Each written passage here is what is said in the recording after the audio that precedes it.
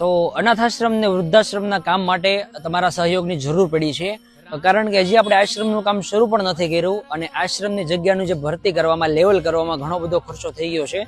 પાછળ તમે જોઈ શકતો હશો કે ટ્રેક્ટર અને જેસીબી દ્વારા આપણી જગ્યાનું એકદમ જે લેવલ કરવામાં આવ્યું છે, ટ્રેક્ટરના ફેરા ઉતારવામાં આવ્યા છે અને હજી અંદાજે મિનિમમ 200 જેટલા ટ્રેક્ટરના ફેરા આપણા આશ્રમ માટે વયા જશે. આશ્રમ સુધી પહોંચતા ટ્રેક્ટરનું એક ભાડાનો ખર્ચ એટલે કે એક ફેરાનો ખર્ચ અંદાજે 400 થી 500 રૂપિયા જેટલો થઈ જાય છે અને હજી આવા આપણે અંદાજે 200 જેટલા ફેરા આ જગ્યા માટે જોશે લેવલ કરવા માટે.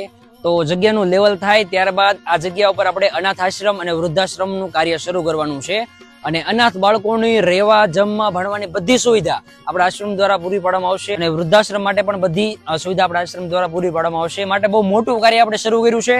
તમારા લોકોનો સાથ અને સહકાર જોશે. જો કે અમે તો માત્ર નિમિત્ત છીએ, કરતા તો ભગવાન રામદેવ પીર મહારાજ પોતે છે. એમની દયાથી, તમારા સાથ અને સહકારથી આપણું આ સેવાનું કાર્ય